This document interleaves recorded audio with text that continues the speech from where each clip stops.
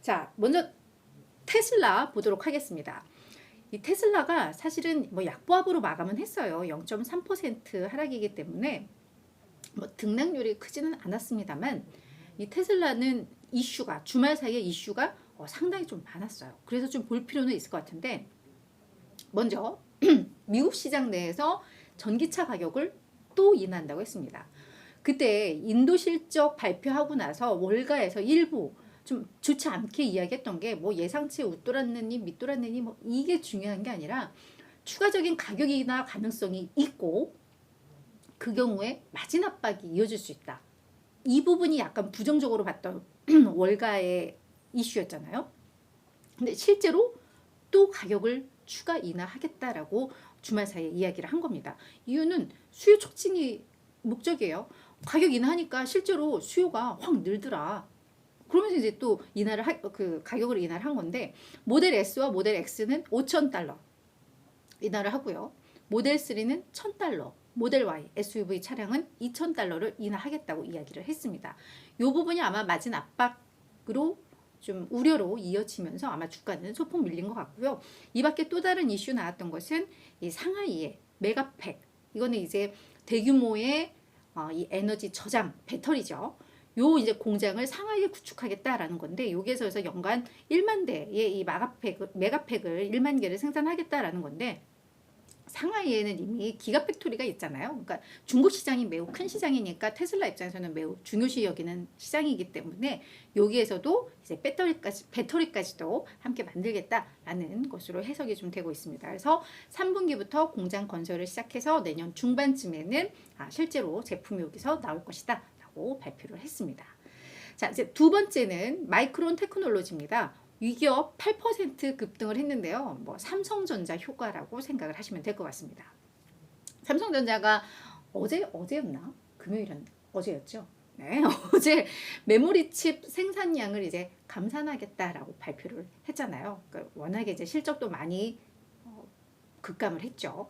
그러면서 이게 이제 전체적인 반도체 업황에는 호재로 지금 해석이 되고 있는 상황입니다.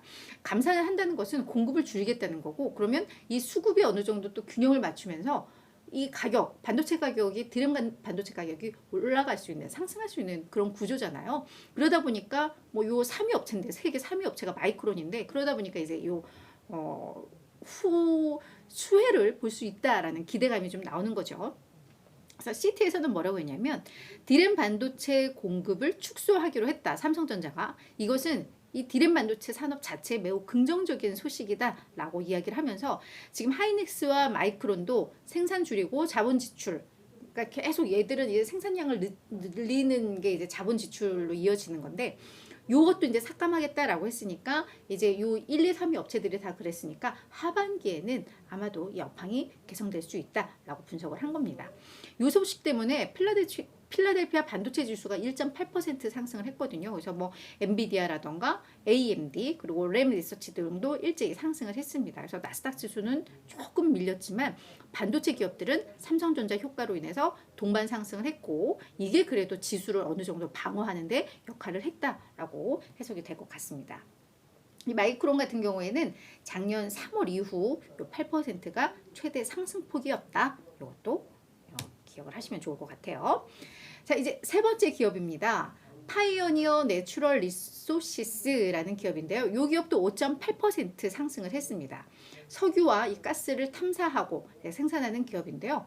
뭐 우리 엑손모빌 다 알잖아요. 이 엑손모빌이 이 파이오니어를 인수에 관심이 있어서 지금 이제 사전 협의에 들어갔다라고 이제 월스트리트 저널에서 보도를 한 겁니다. 그래서 올해 말이나 내년까지는 거래가 성사될 가능성은 낮아요. 이제 완전 극초기 단계이기 때문에 M&A에. 게다가 이 파이오니어 같은 경우에는 자체적으로도 경쟁력이 있는 기업이라고 합니다. 이 기업이 지금 시가총액만 하더라도 약 490억 달러로 괜찮은 기업이거든요. 근데 이제 만약에 실제로 엑손모빌이 이 기업을 인수를 하게 된다면 이게 지난 1999년 엑손과 모빌이 합병한 이후에 최대 규모의 M&A로 기록될 가능성이 있는 뭐 대규모의 빅딜이 될 것 같은 뭐 그런 상황인데, 하지만 이것은 이제 시작 단계라는 점에 있어서 아직까지 그 결과는 알 수 없습니다만 엑손모빌이 파이오니어에 관심을 갖고 있다는 거 요 자체만으로도 이 기업이 새롭게 평가를 받을 수 있다라는 기대감들은 나오고 있습니다. 그러면서 주가도 한 5.8% 상승을 했구나 이해를 하면 될 것 같아요. 자, 마지막 종목 시네마크 홀딩스입니다.